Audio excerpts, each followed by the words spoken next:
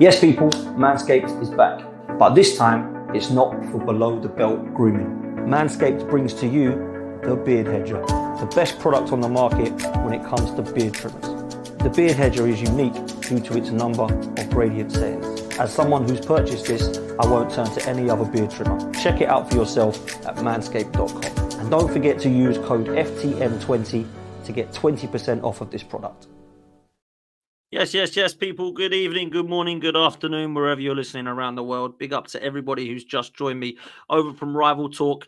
Make sure you check that one out, people. But I am here tonight on Gooner to Gooner with a good friend of mine, a good friend of the channel, and of course my colleague from AFTV is Julian. Julian, how are you, mate?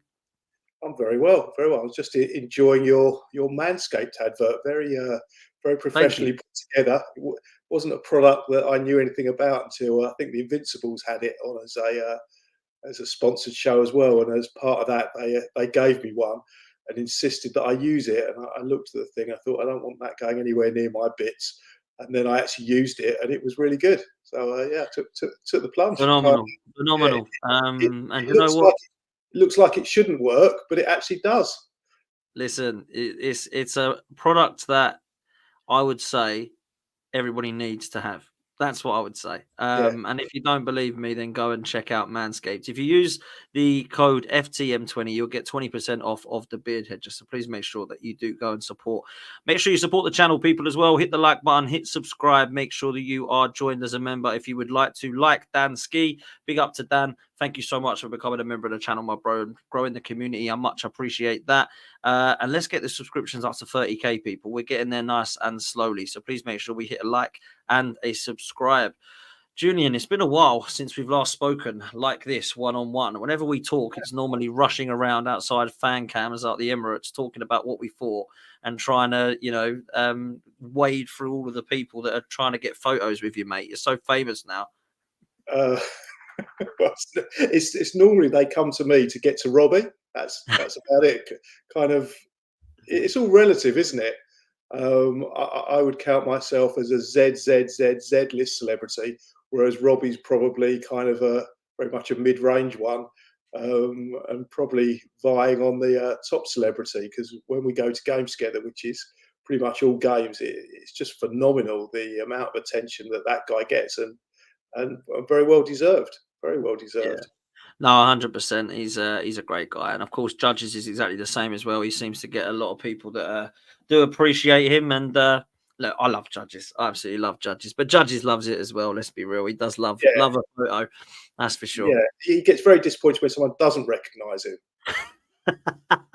He does, doesn't he? He does. I've had that before. People have come up to me. I've only had it once where someone's come up to me and said, "Can I have a photo?" And then he was like, "Do you want one with Lee?" Yeah, okay. And I thought, oh wow, it asked me first. That is the first ever, by the way. The other 4 million times it's always been Lee.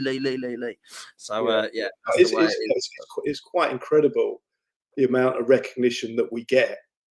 Just it's amazing. I mean, power of YouTube, mate. The power of YouTube is incredible. It's not something I'd ever embraced before. I sort of wandered into the AFTV studios once and then refused to leave for the next 4 years. Yeah, listen, Max, it's got to be done though, Jules. You're a massive part of the furniture now, man. Long may it continue. But listen, want to try and get you on fairly regularly throughout the season, as well as some of the other people. I had a show with Curtis earlier. We were talking about all of the rumours at the moment. That's what I'm going to do with you now, because things have moved on since I last spoke with Curtis this afternoon, because Arsenal look to have got Mikel Merino over the line, £35 million. Now, listen, this for me is a signing that has been dragging on for so long. We've been linked with Merino for since the Euros, or even before the Euros. I don't know how much you know about the player. I don't know how much you've watched him, Julian, but from what you hear, do you think this is going to be a good signing, and whereabouts do you see him playing in the midfield? Well, for me, and for what I've read and what I see, it seems pretty obvious that they're lining up as what we call these days the number 8 role. Yeah. Which would indicate that Havertz, who I think's played relatively well there when he's played, but for me, he's more effective. I mean, you can argue how effective he is at number 8. I've been not massively impressed, but I think he's decent at number 8. But as a central kind of striker, I think he's more effective. I think Arteta's realised that. And since Saka left, what was it now? He's been gone for a whole season, hasn't he? Since he's left, we kind of chopped and changed in that position. And I think that position of all the positions was one that we never really knew who was our main guy there. And now, if we get Merino in and he's the player that we believe that he is, then he's going to be that guy. He's going to give the stability to the team. And then, all right, he's not going to play every game. There might be injuries, there might be suspensions. But I always think when you have a settled team and you know players who have certain positions, that's when a team really kicks on with that stability and with that knowledge. And also, I sincerely believe that football's based on relationships. And on the right-hand side of our team, I think it's been exceptional, not just because the players have been good, but because they've been used to playing with each other and they've formed certain relationships. Whereas on the left-hand side, I think those relationships haven't been formed in the same way because of a lack of consistency. Mm. I mean, listen, I feel personally the Rice, Merino and Ødegaard midfield trio is what Mikel Arteta wants. What's your thoughts on that? Because that means Rice will then drop back into the 6. I believe, actually, he is a better 6. I know that I like him in the 8. People like him in the 8. Driving forward, he's great. But actually, I think the majority of what he did that was good last season was actually coming from the number 6. And I think that is what Mikel Arteta will look at now. So what's your feelings on that trio from Partey, Rice and Ødegaard to what will probably now be Rice, Merino and Ødegaard? Yeah, well, I never envisaged that Rice would be anything more than a number 6. When I saw him play at West Ham, that's the position that I thought he was in. The difference was many differences between West Ham and Arsenal, but one of the big differences is if you're playing for West Ham in the Premier League, more often than not, you're going to be playing teams that are going to be slightly better, if not a lot better than the team you're in. Whereas if you're playing for Arsenal, the majority of the time you're going to be playing against teams that are weaker than you. So if you're playing teams that are going to be weaker than you, then it's sort of the argument would go that you've had more scope to be able to press forward more. So with West Ham, you're more on the back foot, whereas Arsenal, you're more on the front foot. So I think we've seen other aspects of his game more consistently because of the nature of and the differences between Arsenal and West Ham. So, I think he is a better number 6, but he can also go forward. And he's also the engine on the guy is amazing. It's quite surprising to see him sort of cramp up towards the end of the game on Saturday. I've never seen that before, but no, me neither. It just goes to show it was hot, but it was he's played in more heat, but it shows that maybe he wasn't quite ready for 90 minutes. Yeah, and listen, I think we sometimes underappreciate the games that players like Declan Rice and Saka have done and gone through. And I understand they've had a break now and they've had a bit of rest, but like Declan Rice and Saka have played the majority of the last 4 or 5 seasons, every single game. Like they're very durable players. And along with Ødegaard and Havertz and Ben White and maybe Gabriel, I would say they're extremely durable. We need more like that. But what we need to understand is, although it's good to have durable players, we need to actually rotate them when they deserve a rest. Otherwise, they are just going to burn out. And we'll come on to that with Saka a little bit later. But I think this Merino deal, what that's obviously going to give to us is a proper number 8, because we haven't really got one, Jules. Like we've got Declan Rice, who can play there. You said Havertz. I personally disagree. I don't think he's great there. I think he's definitely much more of a 9. I don't really think Fabio Vieira is the guy in that 8 either. And Smith Rowe's now left. And there were the options that were playing there. So for me, to have Jorginho, Partey, and of course Rice in the 6, and then Rice and Merino in the kind of 8, I still feel like that is probably the way forward. I wanted to mention, though, because Martin Ødegaard, he's so important to us, not just as a captain and a leader, but also as a player. He's one of our best players. Do you think we've got enough cover there for him? Like, if he was to go down, I mean, Havertz can play there, to be fair. Fabio Vieira, he's not for me. And, of course, you've got Ethan Nwaneri, who's come through in pre-season and looked absolute mustard to me. So, do you think that position is covered enough if Ødegaard was to get a knock? Well, to me, it seems to be almost impossible to cover someone like Ødegaard in the same way it was pretty impossible to replace Henry or Bergkamp in his prime or Ian Wright in his prime. You had players that could come in, but when you've got a player that powerful and that much better and literally world class, you're not going to have another world class player just sitting around waiting for his chance for when Ødegaard gets injured or Ødegaard gets suspended. So I think it's one of the almost results. You become a victim of your own success. He is that good. So you're going to have some sort of drop off. I mean, even Manchester City, there's certain players in the Manchester City team, such as Haaland, who you don't have a direct replacement for. And it's not because they don't have a fantastic squad. It's because Haaland is a world-class player, and you're not going to have another world-class player sat on the bench. I mean, you had Julian Alvarez before he got sold. When he went for, was it nearly £90 million?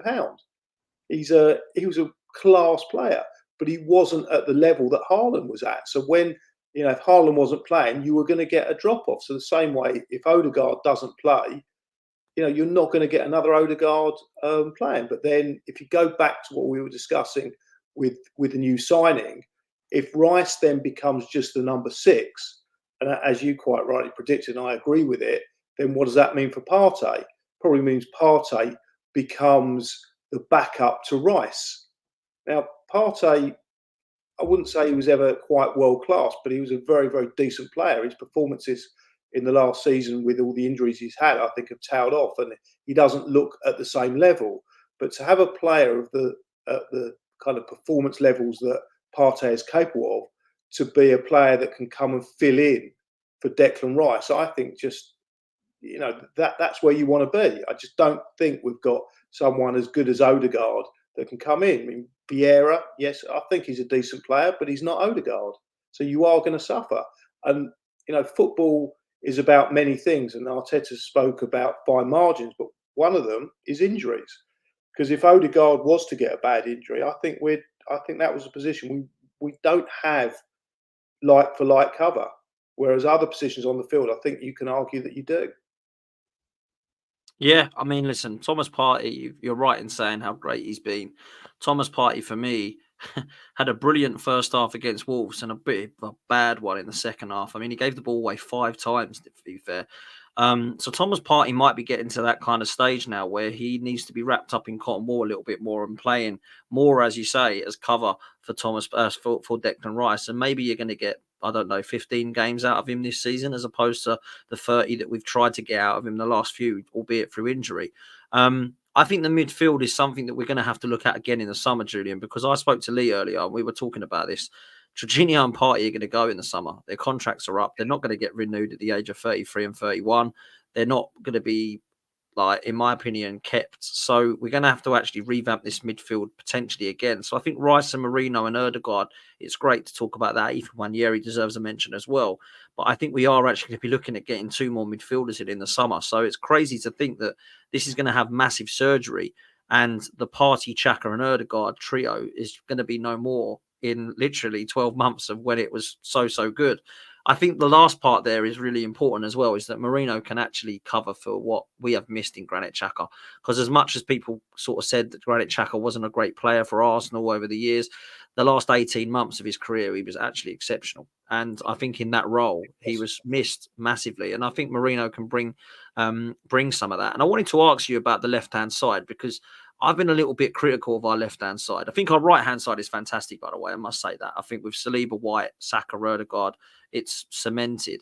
But the left-hand side's been a little bit chopped and changed, bro. And I think this transfer window's made it quite clear that Calafiori and Timber are going to cover that left-hand side. And Merino is now going to be in that left-hand side as well. And I just wanted to get your thoughts on that, but also what that might mean for Martinelli, because he's kind of dropped a little bit. And I kind of feel like that left-hand side might help him a bit more now. Yeah, I mean, if you look at Martinelli, his trajectory definitely tailed off last season. But for me, there was a number of, like, to use the word mitigating would imply that you're kind of making excuses for him. And in one sense, I'm looking to, because he's my favourite Arsenal player. Being an Arsenal fan, you're not just looking at things rationally, you're looking at things from emotion. And I really like the guy ever since he scored that goal against Chelsea, where he ran from the halfway line. At that point, I basically fell in love with him and have never fallen out of love with him. Last season, he got going. I mean, I think after the Dubai break, he came on as a sub. If I remember, it was against, I think we won. I think it was against Palace, and it was the first game back after Dubai. He scored 2 goals. Yeah, he scored 2 goals. He was phenomenal when he came on as a sub, and I think he could have even scored a hat-trick. But both those goals, I think they were in injury time as well. They're so well taken. And everything positive about his play came out in those 2 goals. You know, his speed, bringing someone of that kind of ilk off the bench, his confidence, his running. He just looked an absolute world beater. He then went on after that and I think that was probably our best time of the season, where it was during the time where we went to West Ham, we won 6-0. We went to Sheffield United, we won 6-0. And again, I think it was against Sheffield United, their centre half, who I'll never forget his name because it's, I know his first name, I can't pronounce his second, but his first name was Anal, which obviously gave me a puerile laugh that I never quite got over. But Anal absolutely did him. Unfortunate injury, but it was just apparently a cut, and it was one of Arteta's kind of press conferences where he sort of said, "Oh yeah, it's just a cut. He'll be fine," and dismissed it as a really minor injury. And that minor injury, I think it got infected. It was a lot deeper than they thought it was, or deeper than they missed quite a lot, didn't he? He was out for a while, wasn't he? He never got his. It kind of combined with the time where Trossard just was on fire as well. Everything Trossard touched went in the back of the net. So he had a run. He was doing really well.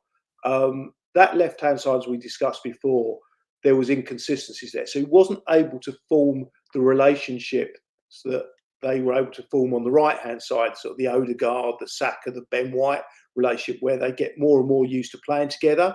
At a crucial time for his season, when he was playing really, really well, he gets what should have been a minor injury, but complications dictated that it became more serious, kept him out for, I think it was about 4 or 5 weeks.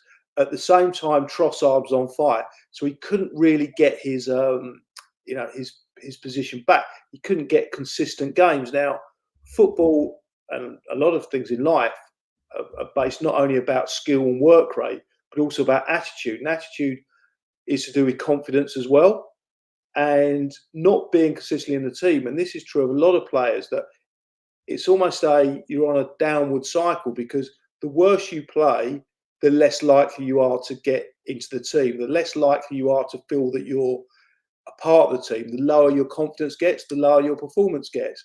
And he had everything kind of conspiring against him, and he just couldn't get consistently back into the team. And when he did come on, he wasn't particularly effective. Now he's played the first game of the season, which is great. He was okay, like most of the team. I don't think anyone had an amazing game, but I don't think anyone was particularly terrible either. So he was okay. I think he'll play against Villa because of the way that Emery plays, that he leaves, he likes this high line. And if you're playing against him with a high line, you need someone with pace. Martinelli's your obvious choice. So I think he'll get another game as a starter. And, if he builds his confidence back up, I think he can get to the levels that he was at and better, because he's still a young boy that should be progressing. Yeah, I'm a huge fan. He's one of my favourites when everyone's on fire. I love watching him play. The tenacity, the drive, the passion, the pace. The fact he drives towards players. I like him to get his head up a bit more when he does run, by the way. But apart from that, I do think the boy's got talent, and he's only 22. We sometimes forget how young these players are. The one thing I will say is I actually think Trossard is a better footballer in terms of technical ability. But I really love Martinelli. I actually think Martinelli could be utilised more as his impact sub at the moment. While his confidence is a bit low, let's get him on for 25 minutes like he did at Palace. He scored 2 goals, changed the game and brought us some pace into it. I think sometimes when you just keep playing him, sometimes he needs a little bit of that kind of, not a kick up the backside, but that kind of like, look, let's try and ease you in gradually here and get your pace done. Not that he was bad and terrible against Wolves, but he just was nowhere near to his level, in my opinion. And I think Trossard's been so good in pre-season that I actually think that he probably is ahead of him in the pecking order at the moment, in my opinion. I agree with what you said about the injury situation. I thought that was a bit of a strange thing to say. He's just got a cut on his leg, and we didn't see him for about 5 games. Yeah. So it's obviously more than just a cut on his leg, and I think you're right to say that. But with Martinelli, I don't like to make excuses, and I said this on my fan cam, because Trossard it worked for, Gabriel's been there and it looked good. But when you've got somebody behind you that's different every game, and somebody alongside you in the left 8 that's different every game, sometimes it can be hard for some players unlike Trossard, to get a connection and a telepathy with players. And I just think that with Calafiori or Timber, whoever's going to play at left back, and Merino now at left 8, I think once they get the kind of run of games that I imagine they will now with new signings, I honestly believe Martinelli can have a really good season and flourish. And that's what I'm kind of praying and hoping. It would definitely help Trossard out more as well, because Trossard, to be fair, other than Saka, scored the most amount of goals for Arsenal last season. But I just think our left-hand side could be really helped by the two signings of Calafiori and Merino. And, that for me is only going to be a good thing. Listen, I wanted to talk to you about the striker situation, because every time I speak to people, they're like, we need a striker, we need a striker. Where are you at, first off, with do we need a striker or do we need a winger? Or in your opinion, do we need both? I think you need a viable backup for Saka. For me, I actually said, Robbie pulled me up on it, of course, but the beginning of the first part of the second half, where Wolves, in my view, and I don't know if you agree or disagree, seem to be getting the better of the game. And I felt there was a good chance that Wolves were going to equalise, and we were going to throw it away. And I think most of the crowd were in agreement, and you felt that nervousness around the crowd at that time. And Robbie turns around to me, he said, I think we need to make a substitution. I said, yeah, I think we do. He definitely needs to change something here. And he turned around and said, well, who would you take off? And I said, well, I'd take Saka off. And I genuinely felt that Saka was having a poor game for him. Now, of course, Robbie likes to be right. And I'm pretty certain he agreed with what I said. And then, of course, Saka scores. And he starts gloating, well, I told you we shouldn't take Saka. I said, no, you didn't. I said, you agreed with me. But no, he pulled me up on that. Obviously makes me look a little bit silly when it comes to the fan camp. But I did say that. And I thought that his performance wasn't that great up to that point. He put I acknowledge that he had given the assist for the first goal, which was a really good assist. And of course, he scored a really wonderful goal to make it 2-0. But I kind of looked back after that and thought, well, all right, look, great players can have great moments, but it doesn't necessarily mean they've had a great game. So I kind of came away from that thinking he's had great moments, he's a great player, and he hasn't had a great game. Then I get a text on Monday night from Graham. I don't know if you get the same text. I love Graham. I get all of his texts I get. Encouraging me to, well, a bit more than encouraging me to watch Tactical Insight, which is one of these shows that I can't say I watch for entertainment value, but I watch because I think that I need to plug a knowledge gap for myself. And I really respect Graham and James that they know more about the tactical side of the game than I do. Okay. So I think that I should watch that show because it's good for me, in the same way as not eating chocolate, but it doesn't mean I don't want to eat chocolate. And then Graham also put, just to kind of reinforce the fact that I should be watching it, is, can you give me some feedback on my comments on Partey? So I thought, well, Graham's been really helpful to me in the past.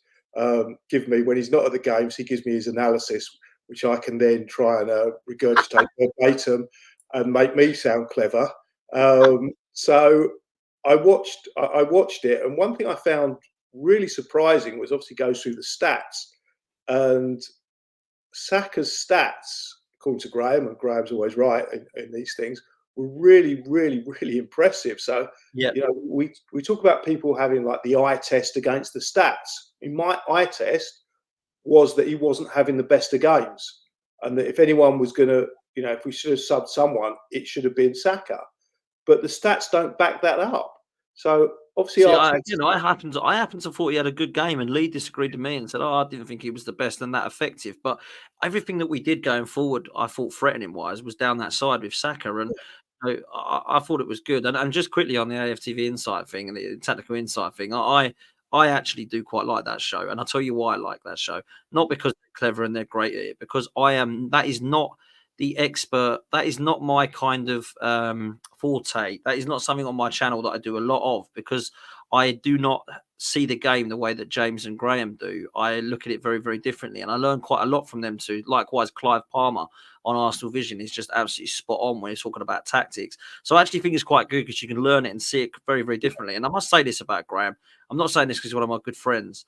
For someone who's not played football, the level of knowledge is outstanding. For someone who's never played a game, he is so good, man. There's no one better. So sorry, Julian. I wanted to say that. Yeah, no, but here's the reality of that. Lee and myself were wrong, and Graham and you were correct, because we saw the game live. You saw the game live. You felt that Saka had a good game. We felt that I wouldn't say he had a terrible game.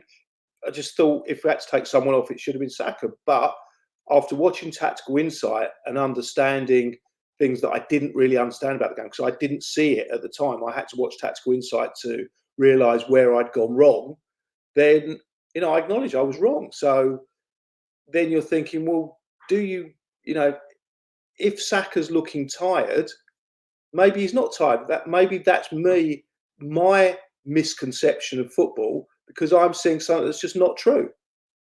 So maybe you can play him all those minutes, which he has done, and his performances are always going to be good. But then, what happens if he gets injured finally? Because Reece Nelson obviously isn't the guy. No. So have we got someone internal that can cover that position? For me, the only one that comes to mind, if Havertz is going to be your more usual centre forward, what do you do with Jesus? Because he's a fabulous player. Is he going to be someone that can cover for Saka? Because he's a quality player. Maybe not quite at the levels that Saka's at, slightly different player, but he's definitely quality. And also be able to cover for Havertz and get sufficient game time. So, is that an internal fix? Do we need to go out and spend more money on someone, or have you got those players within the squad? Because something Arteta said in pre-season was the first thing he wants to do is start loving the people he's got around him. Yeah. Which was reading between the lines is, we've got the players here. We've already got the players. We don't need it. We don't need to bring anyone in. And to some extent, he's right, because they've brought in a lot of players. Ultimately, last season we fell short, but the margins were thin. So there's not anything drastically wrong with Arsenal's first team and Arsenal's squad. So it doesn't involve, people get disappointed we're not signed 4 or 5 players. But the reason we haven't signed 4 or 5 players is because we don't really need 4 or 5 players. It wasn't like when Arteta came in, you basically had to change. That squad was poison. He had to come in and, have major surgery to the whole club. Now the club's on the right trajectory. Everything's going fine. We're just a little bit off probably the greatest team in Premier League history, which is Manchester City. So you need to tinker and maybe improve in certain areas in a fine margin. When you've got such a good team anyway, and such a good squad, it's harder to improve that than when he came in. When you got Mustafi, I mean, you could have put me in at centre half and been an improvement. Yeah, mate, it's been it's chalk and cheese since those days. Let me tell you that. I actually do think we need a striker, though, Jules. I'll tell you why. There were games last season where Havertz and Jesus scored. There was also games where they missed. Clinically, I don't think they're as great in front of goal as what we need. I will say they score goals, and Havertz in the 9 has definitely proven that he can score. But there are moments still with Havertz where he goes through for Germany or Arsenal, and I think, I'm not going to put my house on you scoring here one-on-one. There's also moments where I see him in the box, stationary, like against Wolves at the weekend, if you remember, in the second half. He comes about, I don't know, probably about 10 to 15 yards out, and he just skies it wide. Now, a killer in the box puts that in, and I just think that we can upgrade and add the quality to it. What that doesn't mean, though, is that Havertz and Jesus need to be sold because they're rubbish. It means they're a massive part of this squad still. Because if you're bringing on Kai Havertz with 30 minutes to go or 25 minutes to go, it gives you a different dimension of striker or forward. When you're bringing on Jesus, it gives you legs, work rate, press, and also creativity and link-up play. So I think they've both got a massive part to play on the right for Jesus and up top for Kai Havertz.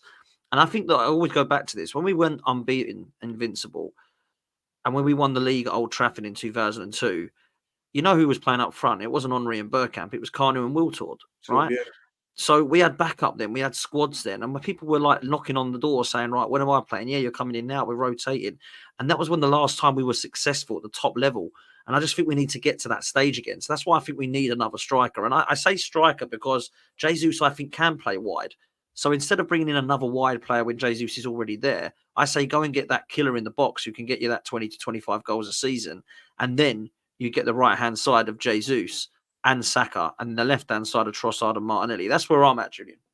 Yeah. I mean, if they're available, then get them. But you know, this idea of a killer in the box, we have the vision that the moment they get in the box, they score pretty much every time. The last player that I can remember that used to do that was Jimmy Greaves. Which there's no, I mean, even Haaland. For my time, mate. For my time. But you know, I mean, even Haaland, I've seen miss some absolute sitters. Although he is world class when it comes to finishing. But no, he is. For me, that's the shouldn't be, because when they score, it looks easy, but it obviously isn't easy because the most expensive players on the market are strikers, because it's the commodity that everyone wants, which is someone that can put the ball in the net consistently.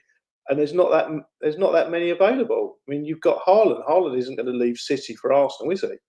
No.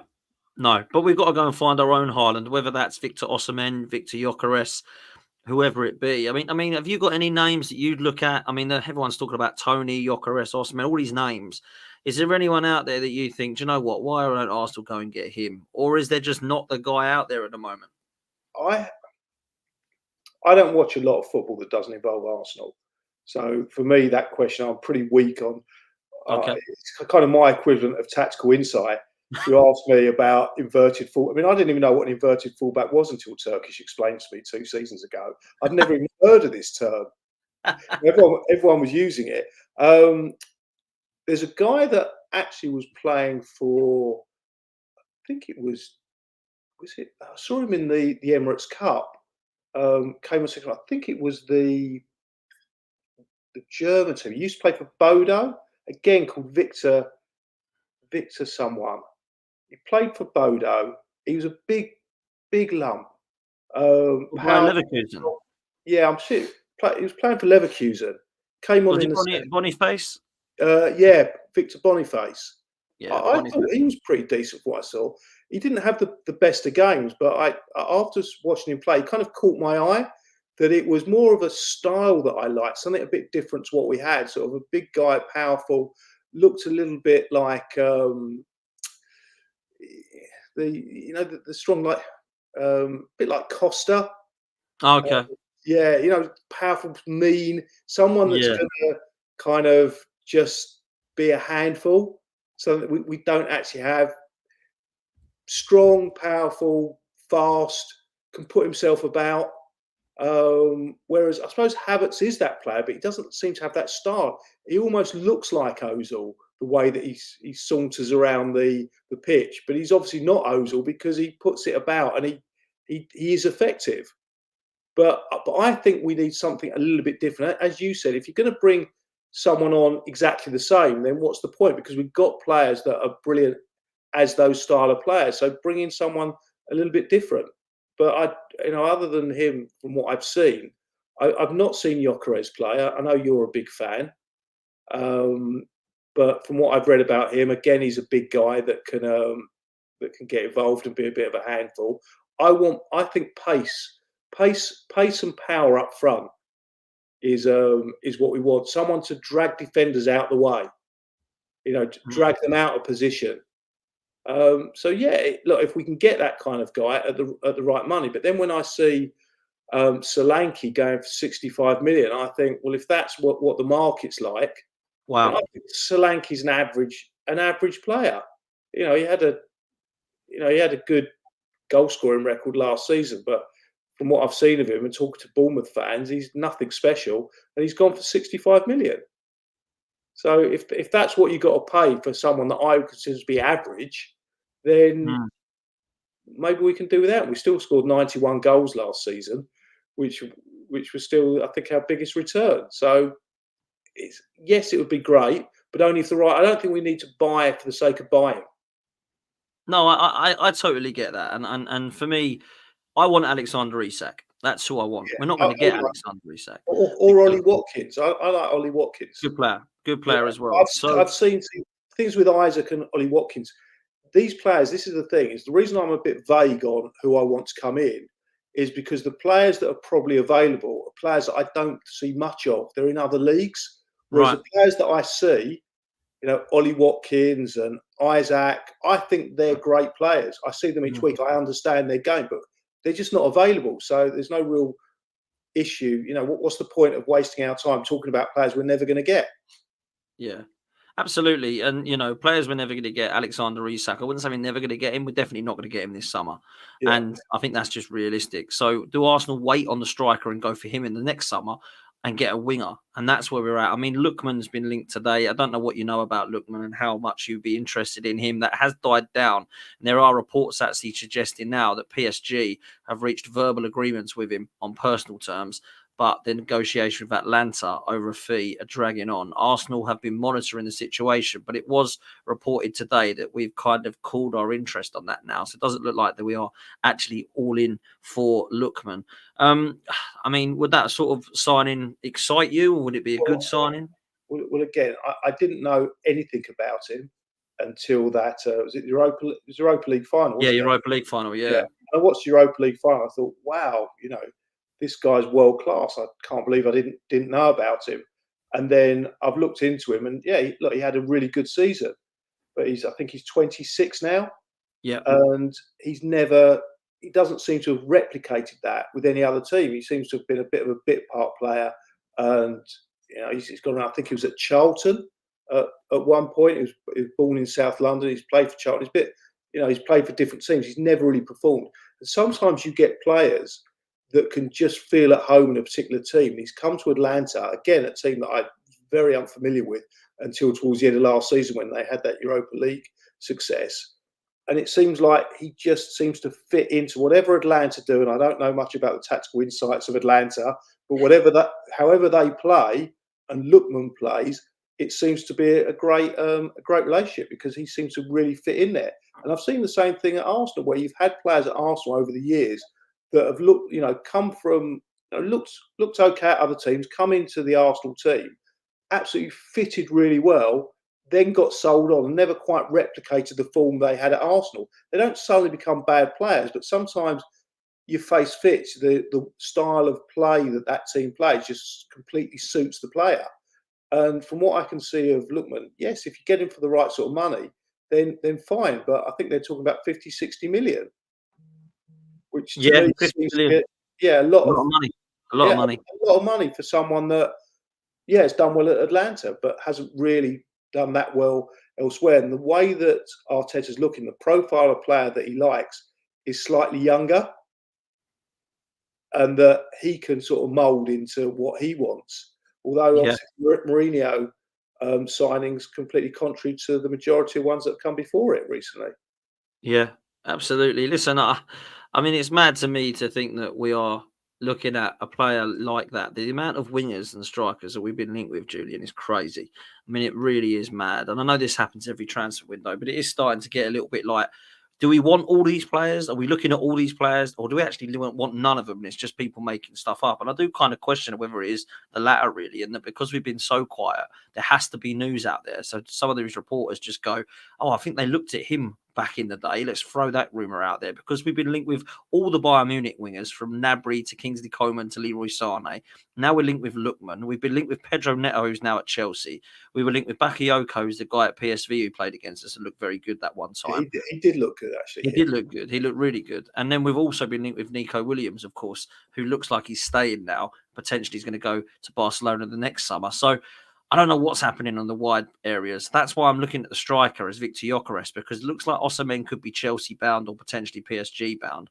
Tony's definitely not going to go to Arsenal. If he's going to go anywhere, it's Saudi at the moment. So it really does leave Victor Gyökeres, who has got an £84 million release clause and has got 58 goals and assists last season in only 50 games. And I just think that is where we could take the punt, get the Eddie Nketiah money, put that towards a striker who can come in, start the game, be that guy in the box that is actually putting everything away and burying his chances. And then you use Havertz and Jesus as the kind of squad players, along with a Trossard or Martinelli. And all of a sudden, our bench is starting to look very good, mate. So that's where I'm at. I mean, Eddie and Nketiah 32 million. I've got to say, hands up, I got this one wrong.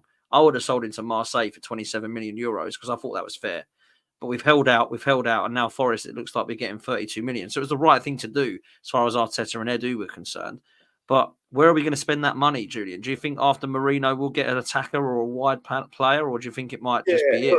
If we go back to the Eddie sale, yeah. See, I think they did exactly the right thing, because I think they've bought really well over the last few years, and we did something on a few seasons ago in the January transfer window. Do you remember, with four of us? And I gave the transfer window a 5 because I thought they'd sold well. We hadn't bought anyone. I got absolutely ridiculed. But for me, the transfer window is about buying and selling, and we've not sold well. I think Arsenal have been looked at as a soft touch, and it's more difficult to sell for Arsenal because ultimately, when we buy players, we're often buying players from teams that are not as good as Arsenal. So we're often buying the best players from other teams, from weaker teams.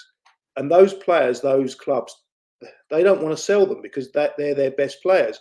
Whereas when we sell, we're selling our fringe players. We're not a club anymore. It used to be some seasons ago we'd lose our best players, the Van Persies, Henry, and whatever. But now, you look at it, our best players re-sign our contracts and stay at Arsenal. So it's actually harder for Arsenal to sell their players. So I think they had to kind of put regardless of what they thought Eddie was worth, and if they could get 27, if only they could get 27 million for him, I thought they did the right thing to say, no, we'll keep him. Because ultimately, he's still under contract. I think he's good enough to be our third choice striker, which in effect what he is. He's not anything, he's not our starter. And I think also when you look at the other players and what they went for, we've already mentioned one, Solanke. I think if Solanke's worth 65 million, then Eddie's definitely worth at least 30 plus.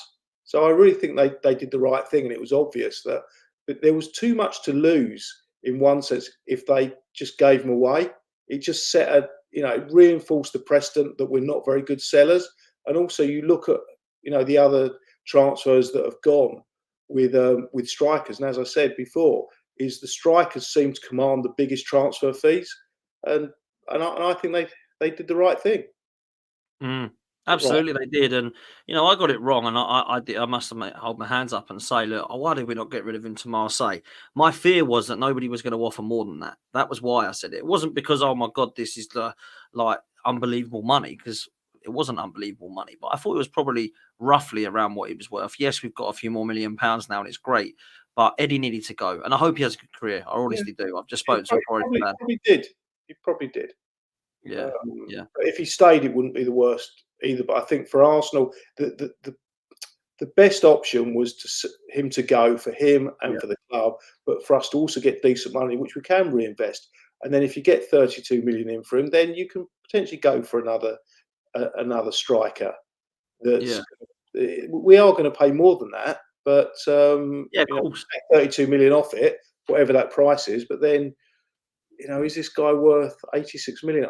I don't know. I've not seen enough of him. I can't say he's not. But when you start talking about 86 million for a guy that was playing for Coventry a few seasons ago, I think that's well. But that's my limited knowledge. All got to start somewhere. Yeah, you've got to start somewhere. But no, you're right. He actually started at. He's actually in the Premier League. He was at Brighton as well. Right. But I think it was when Brighton were in the Championship, actually, or was it not? Maybe I've made that up, actually. No, it wasn't. It wasn't in the Prem, but he just didn't really play for them. He was on the bench. And then obviously he was absolutely brilliant for Coventry and even better for Sporting Lisbon. So I'm a fan. I don't think we're going to get him because it doesn't look like we're linked with him even. But it definitely would be the one that I'm looking at. Listen, before we do come to a close, I've got to ask you about the weekend's game. Before I go into the actual, your predictions of your team and stuff like that, the Robbie and Yardman fan cam went kind of viral pretty much about the Unai Emery versus Arteta debate. I don't know what your thoughts were on that at all, mate. Well, I watched I watched the first few minutes. You know when they've got the preview clips, Yeah, and that was enough. yeah, that was enough. But so many people have been talking about it, and I was there because I did the first fan cam, and then I know you hadn't done yours yet. You came slightly later, so you watched the whole thing live. Yeah, I And did. then I was at the back talking to people, and then I saw him storm off. And he walked past me, and he's normally really friendly, and he just looked like you didn't want to get in his way. Yeah, So I felt obliged, compelled to watch the whole interview, and yeah, I think it was two guys that didn't really want to. It was a complete polar opposite to what I would consider our discussion. It was very entertaining. Neither of them were actually kind of debating with each other. Both of them were just talking at each other. mm. And I just thought it was very funny. But it actually starts. I mean, the bit that kind of most people have watched is the part with Emery and Arteta, Yeah, and there's arguments for both, but they yeah. weren't really kind of putting their argument together very eloquently. Either of them, No, they were just shouting at each other, which I know is good viewing. People want to watch that. That's one of the reasons why I'm probably not as popular, because I've never been really a shouter.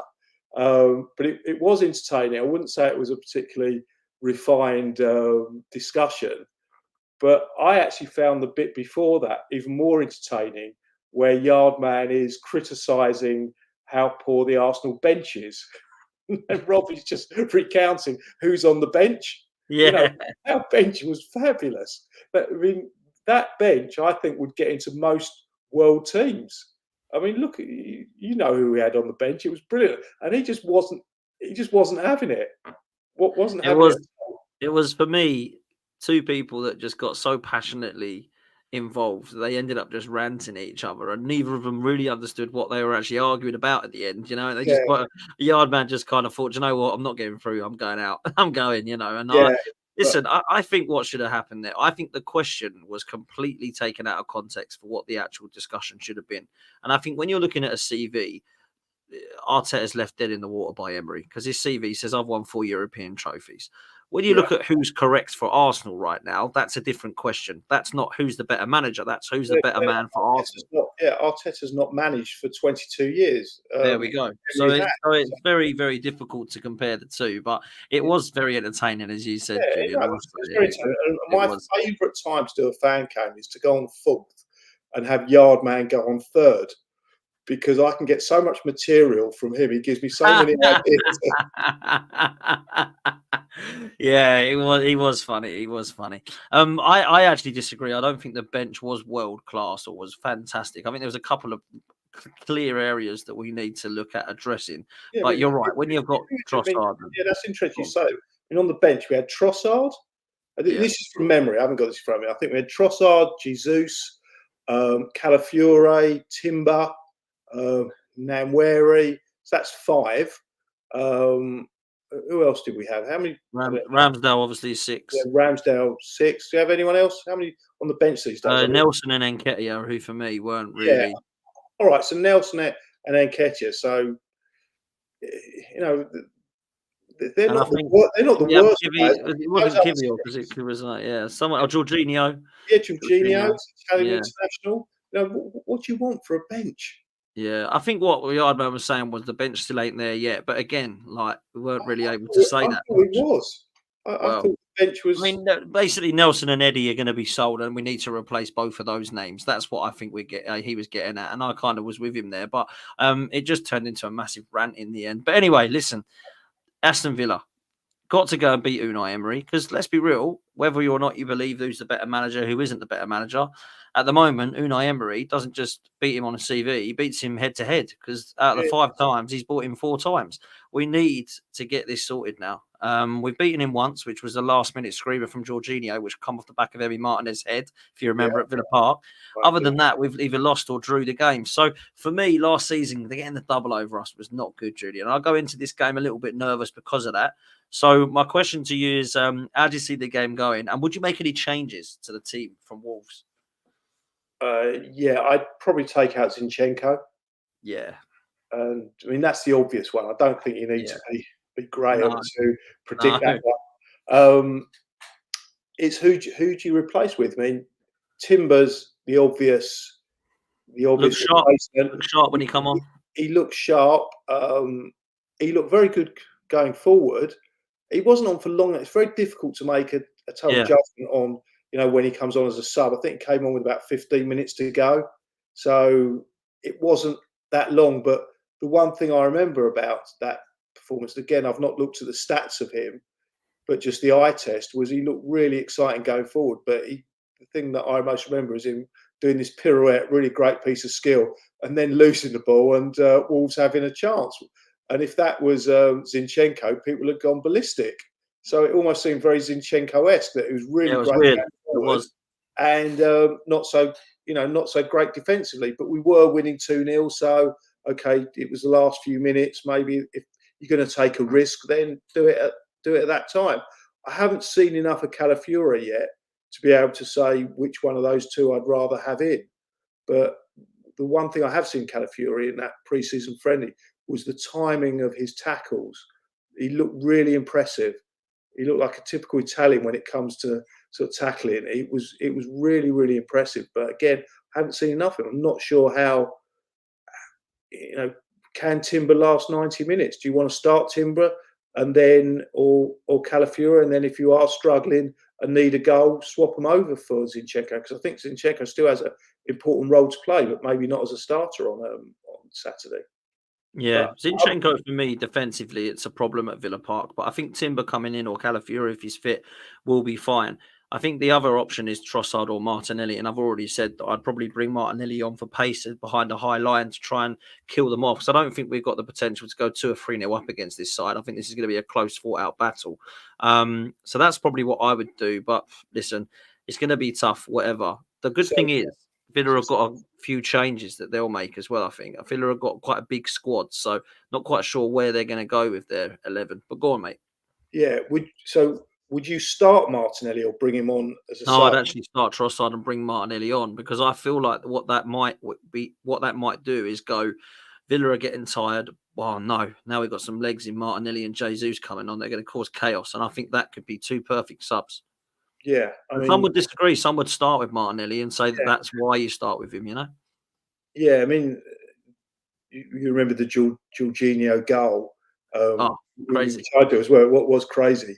Didn't realise it had gone off the back of Martinez's head till after the game. But one thing that happened after that was the Martinelli goal, where he celebrates before he puts the ball in the net. So we actually win that. Yeah, we actually win that game 4-2. And there's arguments. I mean, it is close knit, but I think he'll start Martinelli for the reasons you said, that he'll bring him on because of the way that they play that high line. And I look back at last season's game against Villa, and I'm biased because I'm an Arsenal fan, but I really think that Arsenal should have won both of those games, especially the one at Arsenal. It was, for me, that should have been 2-0 up in the first half at home. Yeah, 2-3-0 up at the first. So I really felt that was one of the best performances of our season for a half of, for that first half. I thought we were phenomenal, apart from we couldn't put the ball in the back of the net. We talk about Trossard's efficiency in front of goal, and I've got this less than vague recollection of him missing an absolute sitter. It was a sitter. It was a sitter. And Havertz as well missed a chance. Yeah. But I thought away it was a bit of a different story. I mean, I actually don't see anything wrong with the goal that we equalised with right at the end, personally. I thought that was mad to call that off. However, I don't think we did amazingly well enough to guaranteed a win there, take 3 points. And I want to see that this time. There's some people I've spoken to who say, I'll take a draw against Villa. I wouldn't. I'm not taking a draw. We need to beat Aston Villa, because if we draw that game, we've got Brighton, Spurs and City coming up. That is, you don't want to be dropping points before you play those 3 teams, So for me, I think personally we have to be able to go and get 3 points here, Julian. Yeah. The other thing is, people have got this vision that Villa are one of the top sides. Yeah. And obviously that's backed up by the fact they came 4th and they got a Champions League spot. Yeah, of course. Actually, if you look at their recent form and their recent performances and their recent results, not that great. I mean, towards the end of last season, they won 1 out of their last 10 games. They got smacked 5-0 in their last game against Brighton. Their pre-season wasn't all that. They went over to the US. They played two teams that I've never heard of and lost to both. Columbus. I think they lost 4-1 to them. They lost 1-0 to a team called the Americas, which I Googled today and found out they were a Mexican team. But they did beat some unknown team in July. I think they also lost to Dortmund. And then people are saying, well, okay, it was a great performance against West Ham and they got a great result. Now, I would agree that an away win for any team in the Premier League is a great result, and they got a great result. But then when you actually look at the stats and watch the game, it could have gone either way. And I think when you look at there's certain stats, and they had a few more corners, West Ham had a bit more possession, the shots on target were pretty similar. But I think the XG for West Ham was significantly more than for Villa. And they won it with a really good goal. Now, West Ham are not world beaters. So, that game could have easily ended up a draw. It could have easily ended up with West Ham winning. So I wouldn't say that Villa are a top side. I'll say they're a good side. And if we go and get a result there, it's a great result. But I'm with you. I think if we've got aspirations of winning the league, you've got to go to a place like Villa Park and not just look for a draw. You've got to go and win. Mm-hmm. Facts. We have to go and win. And we want to win this league. This is the place we need to go and get 3 points from. We can't be drawing against games like this. This is a big fixture. And I spoke to Lee about it earlier. It kind of feels like we're going to Anfield, the Etihad or Old Trafford here, because the game was so massive last season, home and away. Emery is there. It kind of does feel more than just, we're going to Villa Park. It feels more than that this time around. So for me, the mentality is huge this season. I want to see us going to these grounds and picking up 3 points. I want to see us going over to St James's Park this time and not losing 1-0 by VAR, going and winning convincingly. I want to see us go to Old Trafford and win convincingly. I want to go to Spurs and Man City away and not come away going, thank God we took a point, we didn't lose. I want to actually go there and take 3 points like we did last year against Spurs and go and take 3 points this time at the Etihad. You know what I'm saying? Yeah, well, I don't think we've got any issues with Spurs because we've won there the last 2 seasons. And last season, we only won by 1 goal, but that was a very, very poor second half. We were 3-0 up at half time. We should have gone on to at least won by 3 goals. We really let them back into it. They're a poor team. And I love going to Spurs. It's brilliant. Yeah, I like going to Spurs, and I'm going there again this season, so that will be fun. Listen, give me a score prediction before we do close, Julian. What are you saying? I'd say it'll be tight. I think we'll win by 1 goal. And I don't think they'll score. So I think we 1-0 to the Arsenal. Listen, we'll take that all day long. 1-0 to the Arsenal. I will take that 100%. Listen, man, thanks so much for coming on. We need to do this more regularly. We need to go on the Lee's channel as well, the 3 of us, because that will be fun. That's for sure. So big up for you for coming on, man. I really appreciate it, mate. No worries. Always a pleasure. Top Even man. though it's past my bedtime. I was going to say, this is late for you, man. Late for me as well. So I'm going to be up in the morning for transfer news. So make sure you are there, people. Do me a favor, hit the like button. Make sure you subscribe to the channel. If you stay tuned, go and spam the chat over at Northside's channel. So I'm going to redirect over there. So take care. We'll see you next time. And as always, up the Arsenal. Latest, people.